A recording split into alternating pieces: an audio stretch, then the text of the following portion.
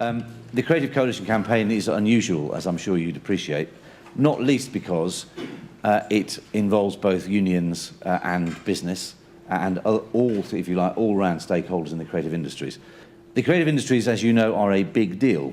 Various estimates, these are government figures, 8% of GDP, 1.3 million jobs, £1 billion of inward investment from the film industry alone, and a figure for economic activity in the region of 60 billion a year. That's the upside. On the downside, there are a range of issues, not least of which we're going to talk about this morning: piracy. Retail loss is estimated at 1.2 billion, 250,000 jobs at risk, and in 1 month alone, I'm not sure where they got this figure from, but I take it as read, in 1 month alone, 400,000 attempts to download an episode of Spooks illegally. Well, Stephen Garrett, who makes Spooks, will be here to talk to us later. We have the Digital Economy Act. Well, we have digital economy. Whether we have Act, I think, is a question which will come up. We are supposed to have a green paper, but we haven't got one yet, but Ed Vasey will be here to talk to us about that later. Our Tech City initiative, while much needed, is nowhere near unique and does not benefit from the huge defence spending externalities that both California and Israel, two of the major centres of innovation, enjoy. In terms of growth, continued growth, I think the TV sector has certain elements of its business model, which means it's less vulnerable to the effects of piracy. So I'd clear that one as a growth sector. And it's traditionally been a very national market, which is internationalising, hence the growth in global formats and international. So the TV sector probably has the best bet of growing. But some sectors, as I said, like music, have gone through their really bad phase. And there may be a new growth phase ahead because there are new markets opening up across the world and new business models. People around the world want to watch our incredibly compelling, exciting football, not soccer. Well, not soccer as far as I'm concerned. Soccer in some markets, of course. What we do is we work to what we call our virtuous circle. Essentially, we're all about getting the best possible playing talent in the best possible crowd, the best possible atmosphere, which we can then create events of, which we can then monetize through broadcast and other commercial associations, all driven off the back of a robust and enforceable IP framework. That's what we do in order to create what is now, by other people's measures, the best league in the world. We're proud to be Britain's greatest sporting export, not our words, David Cameron's and others in government. And these achievements are directly linked. We can become all that we are in terms of the quality of our football and what we can then do around the world because of our IP. So despite the world-leading success of British sport in terms of staging great events, despite the contribution we make to jobs and growth, the debate, of course, in the UK can, as Mark highlighted, head alarmingly in the wrong direction. There are those, of course, who would want to ensure that our ability, sports ability, your ability, everyone's ability to protect ourselves from theft through the inadequate protections that already exist should actually be weakened still further. We know, all of us in the creative industries, are being faced by claims along the lines that preventing IP theft is a denial of a fundamental freedom, and that quality, of course, would not be compromised. As far as we're concerned, that's complete rubbish. It completely drives a cart and horses through our entire business model. IP rights are not an appalling obstacle to growth and innovation. Free riding is, to take your point, Steve, and your question to Mark. We're also, to pick up that point, in no doubt of the lengths that other businesses will go to, whether major internet internationals or small hardware and software companies, to use high-quality content that we create for no cost to their business in furtherance of their business objectives, with no regard for the consequence on sport, in our case. We are very used in sport to sweeping statement and hyperbole. We deal in it. We're also well used to attacks from ambushers, counterfeiters, and pirates, big and small. But I have to say, even for those of us in the sporting world, find attacks on IP advocates as being extreme. Those of us who advocate protection of IP and other forms of rights to ensure a properly functioning market do not advocate the denial of fundamental rights of expression. Closer to today's business, we do not wish to close down services that inadvertently carry a small proportion of infringing material amongst a wide range of legitimate content. Yes, we do want ISPs and aggregators to accept that when we, as the rights owner, notify them of offending behaviour, that they need to take prompt action to remove infringing material or to limit access to it. The Digital Economy Act offers a way forward.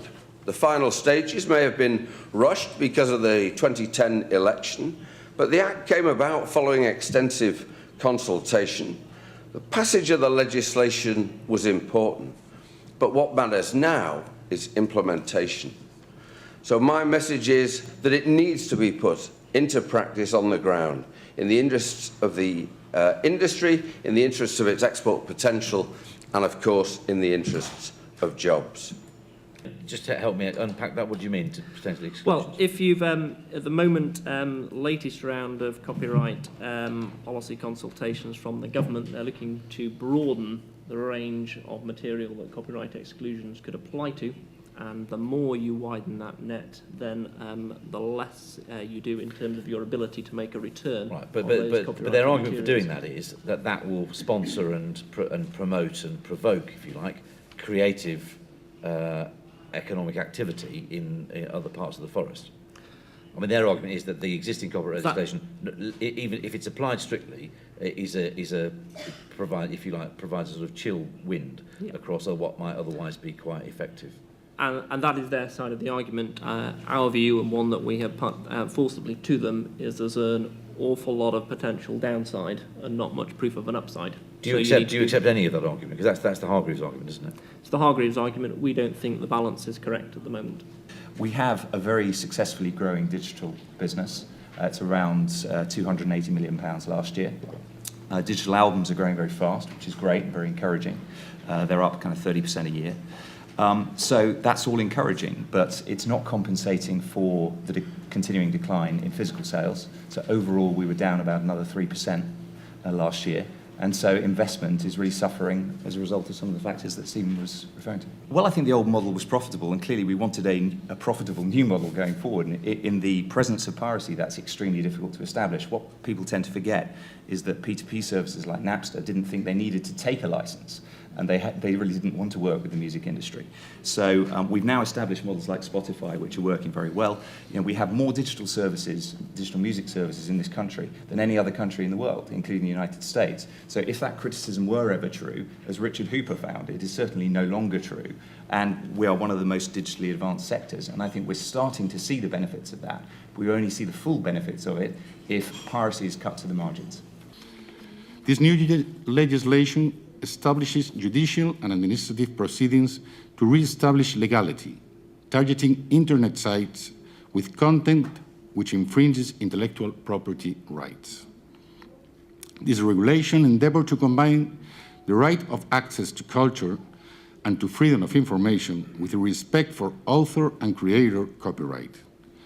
It is essentially about combining two liberties, the freedom to live from what one has created and the freedom of expression and information on the web.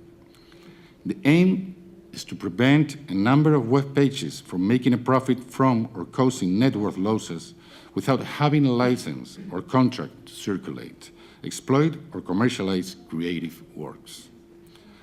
I want to emphasize that the new regulations do not entail any penal sanctions for users or even any direct civil consequences for individuals. They only go after owners of information society services who infringe intellectual property rights, but do not affect under any circumstances the following: end users of the internet, pages that use content which is licensed or protected by the boundaries of intellectual property rights, content which is protected through freedom of expression and information. Taking sites offline will only occur in the most serious or repeated cases or where an isolated withdrawal of illegal content may not be possible. Before any administrative or judicial decision is made, the web page will have the chance to withdraw the illegally uploaded content or instead to contend that it does indeed have the rights to circulate or exploit that content. The main web pages which repeatedly violate copyright law are controlled by around 10 companies, and more than half of these are hosted on servers in the United States. Through these proceedings, it is hoped to prevent these sites that do not possess a license or a commercial agreement to circulate, exploit, or commercialize creative works from making a profit or causing network losses. These proceedings can therefore, under no circumstances, be used for other infringements of the judicial system, and certainly not in relation to content which is opinion-based or to do with freedom of expression.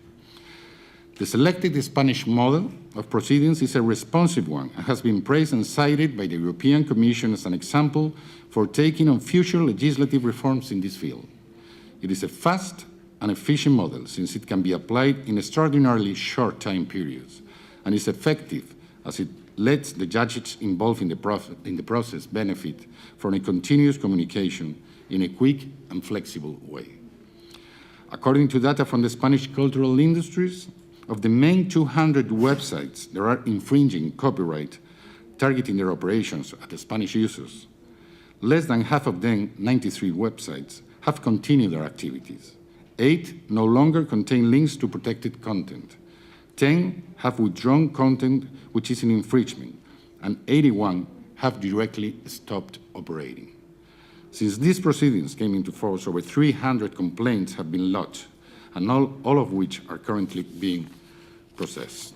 So the Spanish government has put forward a specific model for my country, whose objective is to end the practice of mass piracy and to guarantee the growth of economic sector that is so important for my country. Although we don't have any direct enforcement responsibilities, we are part of the Intellectual Property Enforcement Advisory Committee, chaired by the new Intellectual Property Enforcement Coordinator, Victoria Espinel, who was appointed by President Obama, pursuant to an act of Congress, and who serves within the Executive Office of the President. Let me share with you a few of the things that we are doing in the United States to ensure that copyrights have meaningful protection. For the past couple of years, the United States Intellectual Property Rights Center has been conducting Operation In Our Sites, that's SITES, which focuses on websites that offer downloads and streaming of pirated copies of works of authorship and offers sales of counterfeit goods. So far, 758 domain names of websites engaged in the sale and distribution of illegal copyrighted works and counterfeit goods have been seized as a result of Operation In Our Sites. Most of these websites are located outside the United States, although they focus on serving, at least in part, a United States audience. But we are able to shut them down if they have a top-level domain administered in the United States, such as the ever-popular .com and .org. And while some of these online pirates have just popped up again at new addresses, many have apparently ceased operations altogether following the seizures. And what was rather surprising is that many other such sites, which weren't seized, nevertheless voluntarily stopped doing business. So what the internet service providers and the content industries have been doing for years, and this certainly predates our merger with NBC, has been talking about what can we as responsible internet service providers do to make a real substantial contribution to the online piracy issue. And so we've had a number of discussions over the years with individual companies and with the content community through the trade associations about different things that we might be able to do, balancing all of the different interests that I'm sure you appreciate in terms of customer relations and privacy and security and business model. And where we came out ended up in a memorandum of understanding that was released and announced last July of 2011 between the top 5 internet service providers, including Comcast, and the 2 trade associations, the MPAA on the movie side and the RIAA on the record company side. And it was to create, on a voluntary basis, a system around copyright alerts. Now, the other term you may have heard quite a bit is graduated response. The basic idea being that there would be a system and a mechanism that each internet service provider would implement so that when a copyright owner submitted a valid and legitimate complaint alleging infringement, that the service provider would take that, process it, communicate it to its customer, and the graduated response or the graduation idea is that over time, if there were a number of these notices, the requirement would be increased for the subscriber to acknowledge and act on the notice. So for example, the first time I might just get an email. The second time I might have to log into something and say, yes, I've read that, I understand that there's been this complaint, and I will act accordingly. The kind of the graduation model. Is everybody playing ball? What about Google and Facebook? No, right now the members are the top 5 internet service providers in the U.S., and then the motion picture studios and the record companies. It's a good point, which is, it took, I won't tell you how many years to get this done, but there's a much larger ecosystem of interested parties here. There's payment processors, and David talked about an agreement last year in that space. There's search engines, there's websites, there's domain name registries, there's advertisers. There's a whole range of players in the internet ecosystem that could be at this table or at a table like this. They're not there yet, not because they've necessarily resisted, but because we had to start where we had to start. But presumably without them, Right. It's not going to be as effective as it might be. What the participation of the internet service providers will certainly, I think, capture a tremendous amount of the online infringements that the content owners see. No, it's not going to solve the problem because the content will still be hosted somewhere. Someone will still be accepting credit cards for it. They're only going to see into our networks, a very limited amount of information. Somebody shared this file on a Comcast or a Time Warner or a Verizon network, and that's all they'll see. The bigger problem, I think, and probably the larger problem for the content industry is the proliferation of these file locker or similar sites where people put content up behind a website, behind a login, and it's very difficult to see what transactions are happening there if you're outside. Wouldn't it be simpler just to have a piece of legislation which means that if internet service providers allow pirate content across their networks, they're simply prosecuted for aiding and abetting a crime?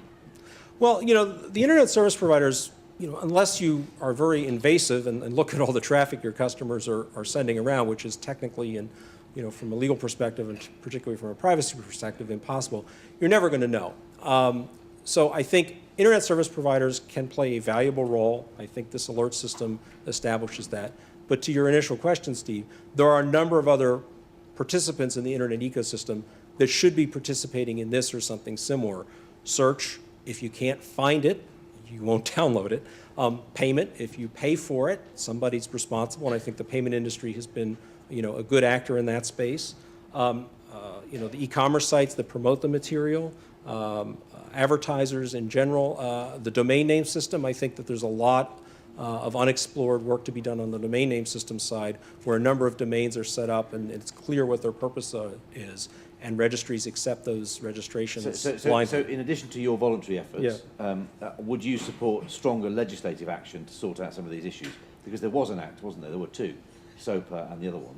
Oh, right. Which were proposed, which right. were quite draconian, but some people thought, well, on balance, when, if it's serious enough, then perhaps that is warranted. Yeah. Others are very worried about the effect it would have on internet freedom. Right. I mean, so, there's legitimate reasons for and legitimate criticisms there. I mean, we think this is something worth giving a try. We'd like to come back here in 2013 and tell you how it's doing, and I think we'll be able to report pretty positive results. It won't solve all the problems, but I think it'll make a big impact. So let's talk a bit about figures, because after all, you've got to see what kind of effect this had. And you can actually see that with this kind of graduated response, essentially what we want to do is to educate people, make people realize, the user realize that he's responsible. So here are the figures. So 970,000 first recommendations were already sent. Those figures are those of February or March. And then afterwards, 88,600 second recommendations. And then we got to the third stage, 270 notification letters at the first stage. And I'd like to say that each stage, Hadopi, in fact, sort of accompanies the people who actually make contact with them and who want to understand why. How do we work together? And it was interesting listening to our American colleagues earlier on. How do we work together to derive the maximum benefit for society, for consumers, content creators, new businesses, the technology and the investments we need to make in order to become a fully digital economy? And I think one of my main worries is where we can't work together, we allow criminal, illicit and downright disruptive technology companies to put stuff on my kid's computer, which I found, and various other things. And I think those are more important for us as legitimate business. Listening to our colleague from Comcast, where the ISPs in America took a responsible, grown-up business approach to this. I'm sure there are lots of tensions between rights owners and ISPs in America, but ultimately they are responsible businesses who are, have a utility that millions and millions and millions of Americans enjoy and utilise for their work, their leisure, and their productivity. And I would like to see us coming together, and I know it's been difficult in the UK, but I'd like to see us come together on those principles rather than the rights or wrongs of piracy. I think we all have a collective duty to society. What is the role for ISPs? To date, the role has been to send letters as per the Digital Economy Act. Now, I should say we agree with reducing infringement, we agree with reducing the piracy, we agree with the objectives of the Digital Economy Act. What we have a problem with is the means, not the ends. So the cooperation we're now looking for, since we've got it on the product side, is on the distribution side. We want to work with ISPs and search engines and payment providers and advertisers to make sure that the digital economy is somewhere, is an area where everybody benefits, where the law is upheld, where we can jointly build the digital economy. And too often, some ISPs fall into the role of playing the bad Samaritan, where they hear the pleas of the content creators on the side of the road saying, you can help us tackle infringement, you can help us send letters to subscribers, you can help us search engines by taking out of the front page of your search rankings illegal content. And too often they walk by. And I think what we want to see as creators is cooperation from all those sectors of the economy so that we all deliver growth, not just one part of the economy. As a content business, we absolutely share the views that other content providers here have just outlined. You know, we're investing 2.2 billion a year in content, 2/3 of that in the UK. So it is a very significant issue for us. But of course, we're also an ISP, so we totally see the landscape from the other side of the fence, and we appreciate some of the difficulties around what ISPs can and can't do, both from a technological perspective, but also, let's not forget, from the point of view of our customers. I think one of the problems we've had here is that we've never managed to find a way of creating a common set of incentives between the content industries and the ISPs. And we have argued for the best part of 4 years, and some of us got round a table under the previous government to find a voluntary approach. And we failed, and we have to hold all of our hands up, because I think there is blame on all sides, quite frankly, and say that we didn't actually talk hard enough, think hard enough about what some of the solutions were. And I was very struck by Gerald's presentation this morning that you know, if you do that, there can be a way forward.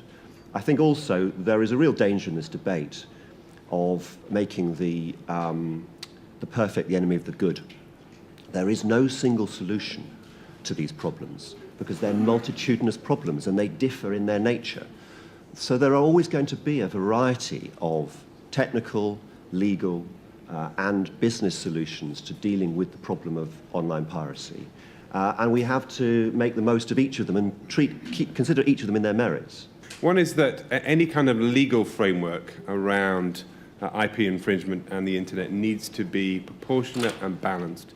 And that's why on some things Facebook has been vocal, particularly in the US, about legal frameworks that it's not been happy with. But equally in other environments, most recently in Ireland, we have not objected to changes in Irish IP law. And the second thing to convey is, you know, one of the things we've all recognized is that the internet is very disruptive of business models, every single business model one could possibly imagine. However, we think, and many people agree, that the social business models made possible by networks like Facebook, and there are others available, although only in their infancy, we believe really do have the potential to provide that business model route for providing growth for IP-related industries. But I actually do agree very much with the previous panel, and particularly David Wheeldon, but it was echoed by other people who say that there isn't a single bullet solution to all of these problems. And it's crucially important that where we have got something that we can move forward with on peer-to-peer, for example, we start moving forward, but we also have to look at all the other issues that are relevant. I'm all in favour of discussing things and having every option looked at, but some of the options which are in Hargreaves are completely unthinkable, and therefore I think what they've achieved is to create an atmosphere of real concern that the government may be about to undermine our whole copyright framework. I hope that there is actually no chance of that happening, but whilst I encourage debate, I do think that in some cases they are actually flying kites which should have remained on the ground. The judicial reviews to the Digital Economy Act have now come to an end, and we're optimistic that the initial obligations code will be published in June. This means that letters should start to go out in the first quarter of 2014. For example, it seems to us that the best way to hurt people making money from illegal websites is to hit them in the wallet. The music industry's initiative in working with the City of London police and credit card companies is a fine example of this. Based on clear evidence endorsed by the police, credit card companies and PayPal have removed their services from some of the most egregiously infringing sites. Other sectors should follow that example. Along the same lines, we in the creative industries are in discussion with the Internet Advertising Bureau about advertising from trusted brands can be prevented from appearing on sites where they would not wish to be, with which they would not wish to be associated, cutting off another revenue stream. And of course, rights holders are now exploring how to use Section 97A of the Copyright Designs and Patents Act effectively and hopefully increasingly quickly. Government looks to see this cooperation expanded to the longer-term advantage of all concerned as the legitimate market is allowed to flourish.